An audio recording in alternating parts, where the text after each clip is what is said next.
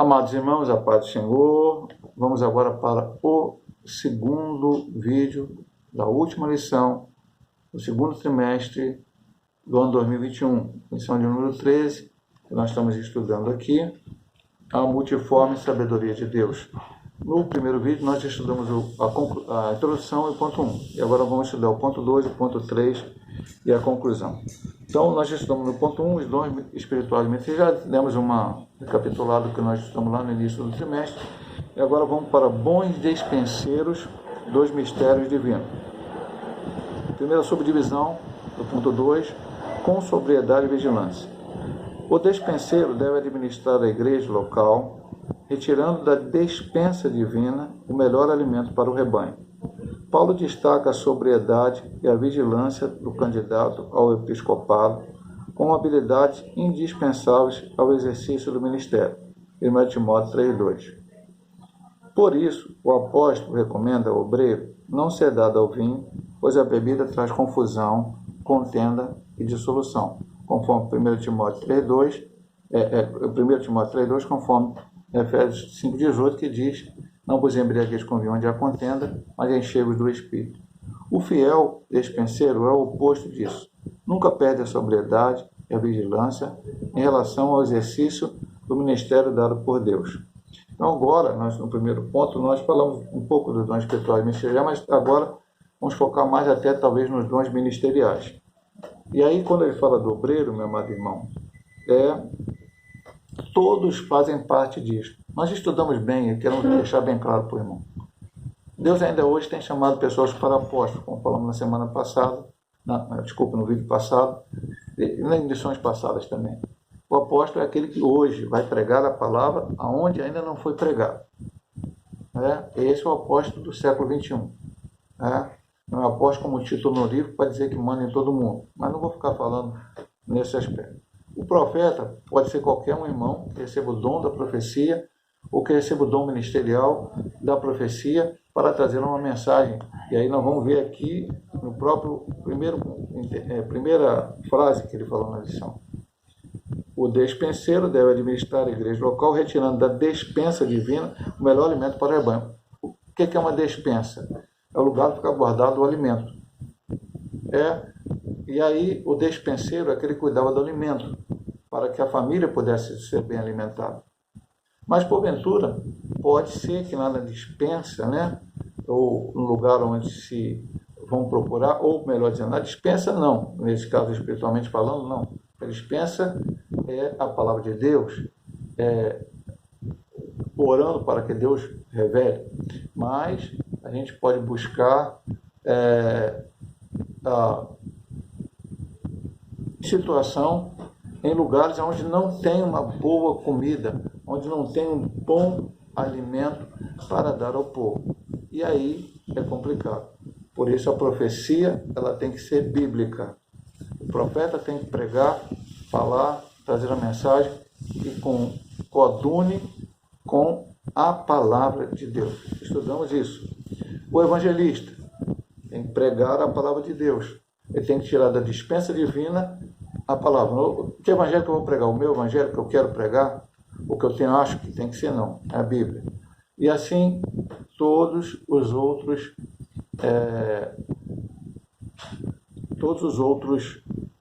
cargos. Pastor, principalmente esse, administrar a igreja local, tirando a dispensa divina o melhor alimento do rebanho. E os ensinadores, mestres ou doutores. Depois ele diz, Paulo destaca a sobriedade. Além de trazer a palavra, ele tem que ser sóbrio. Aí ele fala sobre a questão da bebida aqui. É uma orientação, nós estudamos o presbítero, o bispo, o ancião, e até mesmo para o diácono, para os obreiros. O que é uma pessoa sóbria? É uma pessoa que está no seu estado normal. Normalmente a gente fala, o sujeito ali bebeu, não está sóbrio. Ele está sóbrio hoje, ele não bebeu. Então, eu até vou falar uma coisa que não foi uma lição. Pastor, a Bíblia proíbe beber? Não, ela proíbe embriagar-se. Mas eu nunca vou me embriagar se eu não começar. Então, eu, pastor Hélio, não bebo e não recomendo ninguém que beba bebida alcoólica. E baseado na própria Bíblia. Você vai lá para Provérbios e diz lá, a mãe do rei Lemuel. Rei Lemuel, olha só, não Não cabe ao rei, não deve ser ao rei, não é uma coisa que é boa para o rei beber vinho. Nos dons aqui ministeriais, na orientação de Paulo, a Timóteo e a Tito fala que não seja dado ao vinho, para que ele mantenha a sua sobriedade. Por isso ele fala aqui, nunca perde a sobriedade e a vigilância em relação ao exercício do ministério dado por Deus. Eu preciso entender que o ministério não é meu, é de Deus. E aí eu preciso me adequar à vontade de Deus. Evangelho é renúncia, evangelho é abstenção. Eu não faço o que eu quero, eu faço o que Deus quer que eu faça. Segunda coisa, nos bons dispenseiros do ministério divino, é amor e hospitalidade. O dispenseiro de Cristo tem um ardente amor uns para com os outros, porque o amor cobrirá a multidão de pecados, segundo a 1 Pedro 4,8. Mediante a graça de Deus, o obreiro pode demonstrar sabedoria e amor no trato com as pessoas. Amar sem esperar receber coisa alguma é parte do chamado de Deus para os relacionamentos. 1 João 3,16. Essa atitude é a verdadeira identidade daqueles que se denominam discípulos do Senhor Jesus. João 13, 34 e 35, estudamos a questão do lava-pés. Não me lembro se foi na lição passada ou retrasada. Jesus dando um exemplo para nós. Foi na lição passada do diaconato. Jesus mandou lavar o pé de novo? Não. Jesus mandou eu verdadeiramente entender que o meu irmão, em Cristo, é igual a mim. Todos nós somos remidos, lavando. Eu posso ser pastor, eu posso ser profeta, eu posso ser evangelista, eu posso ser qualquer cargo, e o outro será apenas um membro da igreja. Somos todos iguais diante do Senhor. Cada um fazendo a sua parte e Deus nos ajudando a cada um de nós para que a obra seja feita. Estudamos isso na lição passada.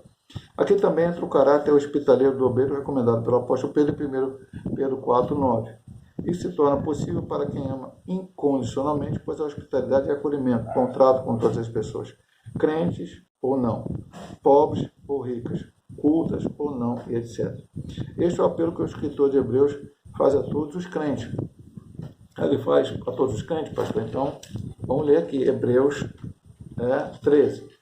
E alguém me pergunta assim, por que ele fala autor dos Hebreus, pastor? Por que ele não fala o nome do autor? É porque Hebreus é uma carta que não temos inteiramente o conhecimento de quem a escreveu.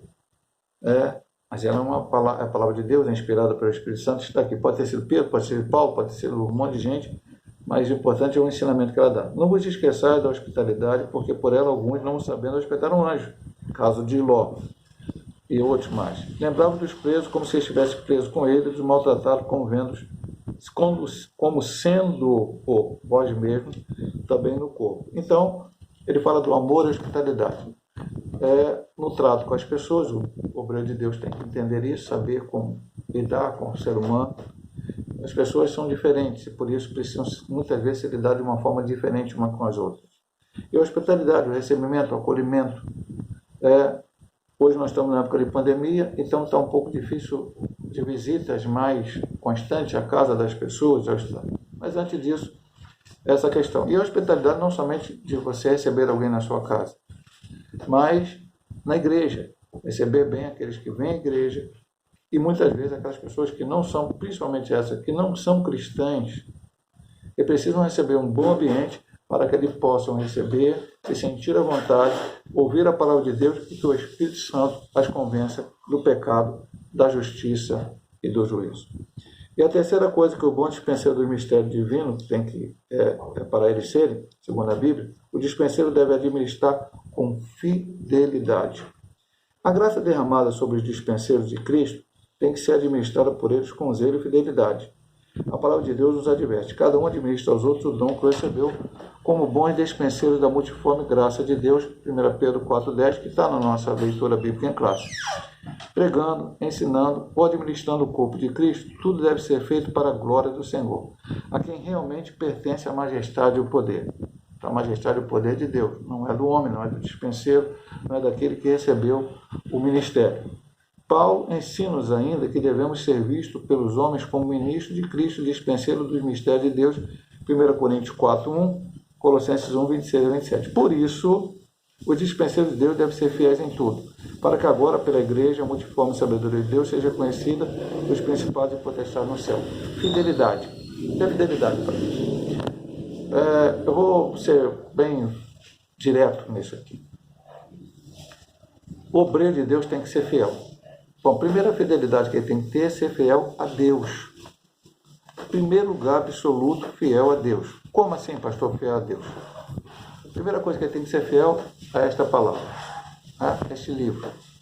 O obreiro de Deus não está aqui para ensinar, para pregar, para evangelizar, dizendo às pessoas um evangelho que seja diferente desse aqui.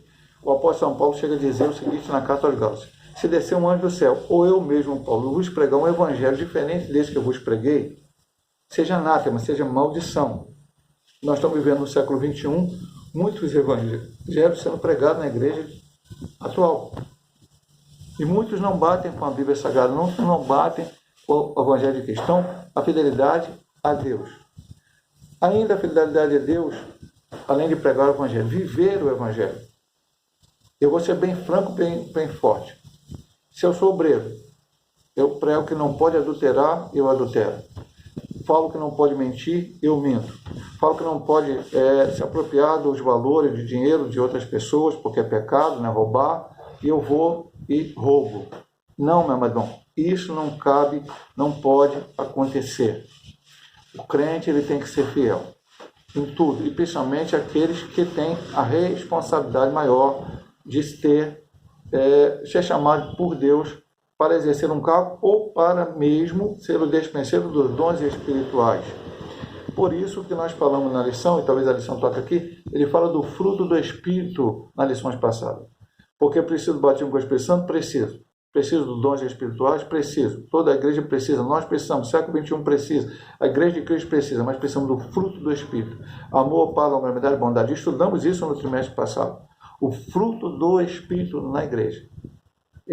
O crente precisa ser equilibrado, o crente precisa amar, o crente precisa ser fiel, porque lá fala dom, o fruto do Espírito, fé, mas aprendemos isso, fé, fidelidade.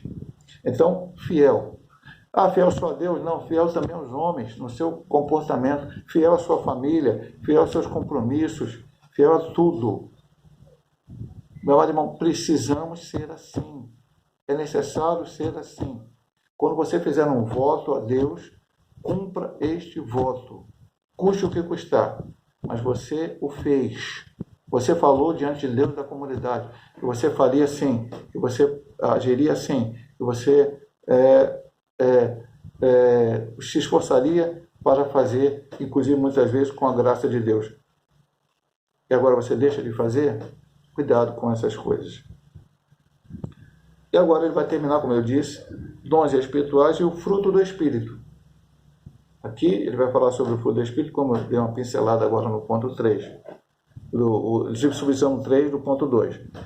Então, a subdivisão primeira aqui. A necessidade dos dons espirituais. Dons espirituais são indispensáveis à igreja. Eu falei lá na introdução. É indispensável. Não é uma coisa que pode ser necessária, principal, primordial. Estudamos isso nesse trimestre e no trimestre passado também. Uma onda de frieza e mordidão tem atingido muitas igrejas na atualidade, as quais não estão vivendo a real presença e o poder de Deus para salvar, batizar com o Espírito Santo e curar a enfermidade. Apocalipse 3, 15 a 20. Em tal estado, os dons do Espírito são ainda mais necessários. É no tempo de sequidão que precisamos buscar mais a face do Senhor, rogando na manifestação dos dons espirituais para o derramamento espiritual dos crentes em Jesus. Então, como colocamos no ponto passado, vamos colocar aqui. Pastor, estamos vivendo esse momento. O que nós precisamos fazer? Eu disse a você, agora mesmo no meio da lição. Você é remido, lavado no sangue por Deus, porque você tem que buscar o dom espiritual. O pastor não pode buscar o dom espiritual para você. O pastor não pode buscar o batismo do Espírito Santo para você. Você que tem que buscar. E buscar com sinceridade, porque não é falar de boca para fora com Deus, é realmente buscar. Pastor, preciso ir para o monte para a vigília, preciso ir para a consagração. Não, se você for para o monte, para a vigília, para a consagração, louvado seja o nome do Senhor por isso. Mas não necessariamente as pessoas só serão batizadas com o Espírito Santo frequentarem estes trabalhos. Você pode ser batizado com o Espírito Santo dentro da sua casa, cozinhando. Ou no seu local de trabalho. Já tem um testemunho de vários irmãos assim. O buscar é você que busca. A sua maneira. ore na sua casa, ore no seu quarto, ore na igreja, na oração, ou em qualquer outro trabalho, ou vá para uma dessas situações que eu falei, consagrações, vigílias e tal, e busque. Você busca. Aí eu disse, recebeu o batismo do Espírito Santo? Acabou? É o finalizar? Agora aconteceu tudo? Não. Agora tem que pedir a Deus, ao Espírito Santo, lhe dê dons. Agora, sempre lembrando, eu sempre falo isso na igreja, peça a Deus que te dê a sabedoria, a graça, para que esses dons sejam usados. Volto a repetir, o dom não é meu, não é teu, ele é de Deus, ele continua sendo. Recebeu o dom de profecia, agora é meu, é dom, eu vou usar a hora que eu quero, do jeito que eu quero, como eu quero. Não, ele continua sendo de Deus. Deus vai te usar a profecia a hora que ele quiser. Se Deus quer te usar você hoje com profecia, só te usar daqui a 2 anos, ou caso, Deus vai te usar daqui a 2 anos. Ah, pastor, Deus não vai falar com a igreja durante esses 2 anos, não, Deus vai falar para a sua igreja, volta a dizer aqui, Deus fala todo dia pela sua igreja, pela sua palavra. Isso está na Bíblia, meu irmão, não estou inventando, não. Está na Bíblia Sagrada. A palavra é pregada todas as vezes. O que não pode faltar na igreja é a pregação da palavra. Se porventura num culto, quaisquer, não houver manifestações do dom de profecia ou de qualquer outro dom, mas houve a pregação da palavra, louvado seja Deus. No outro culto, manifestações dos dons e a pregação da palavra. O que não pode faltar é a pregação da palavra em hipótese alguma. E não só a pregação, mas a aplicação pessoal em nossas vidas. Então, vamos orar, vamos buscar para haja um verdadeiro avivamento. Avivamento verdadeiro. Aquele que os dons são usados para o que for útil, para edificar, para consolar, para exortar a Igreja de Cristo. Vamos para a subdivisão 2, do ponto 3, os dons espirituais e o amor cristão. Paulo termina o capítulo sobre os dons espirituais dizendo, portanto, procurai com zelo os melhores dons, e eu vos mostrarei um caminho ainda mais excelente. 1 Coríntios 12, 31. Em seguida, sobre o capítulo mais belo da Bíblia Sagrada sobre o amor, 1 Coríntios 13. Em seguida, abre o capítulo mais belo da Bíblia Sagrada sobre o amor, 1 Coríntios 13. Como já dissemos, não é por acaso que o tema do amor, capítulo 13, está entre os assuntos espirituais, capítulo 12 e 14. Ali o apóstolo gentil refere-se a vários dons, ensinando-os que sem o amor nada adianta tê-los. Pastor, eu não tinha percebido isso não. O mais importante para o crente é o dom espiritual manifestando no meio da igreja. Vamos lá. Ainda que eu falasse a língua dos homens e dos anjos. Então, uma referência a línguas estranhas. E não tivesse amor, seria como metal que soa ou como sino que tinha. Ou seja, está falando a língua estranha, mas não está produzindo o que Deus quer que produza, a edificação, a consolação, a edificação da igreja, porque não há amor nisto. Ainda que tivesse o dom de profecia e conhecesse todos os mistérios e toda a ciência, e aqui pode ser palavra da sabedoria, palavra da ciência, e ainda que tivesse fé, o dom da fé, de tal maneira que transportasse os montes e não tivesse amor, nada seria. Talvez os dons até possam ser importantes para alguém. Deus, pastor, as coisas são desperdiçadas por Deus? Não. Deus me usa numa situação, vai abençoar pessoas. Mas eu não serei abençoado se não tiver o amor. E aí ele fala depois de distribuir fortuna, uma série de tipos de atitudes. E aí, depois, no final, ele diz assim,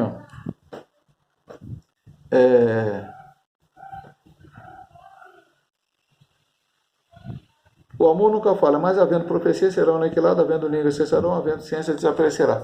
Pastor, ele está dizendo que um dia vai cessar a língua estranha, vai cessar a profecia, vai cessar a palavra da ciência? Sim. Então é agora. Já cessou e não temos mais isso. Não. Isso é os aqueles que creem na aniquilação dos dons.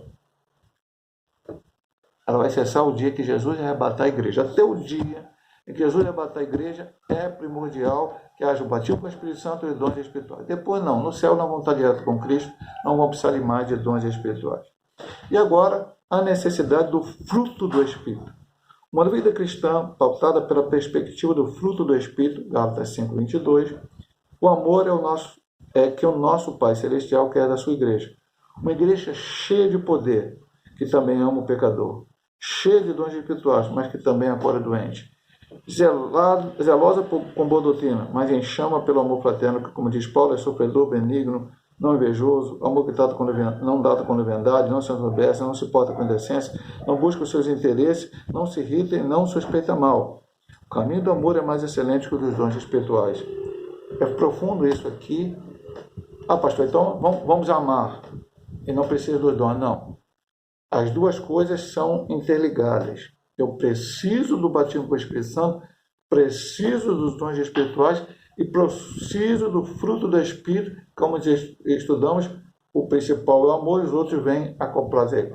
Preciso disso, é necessário isso, é importante isso. Pastor, como é que eu busco o fruto do Espírito?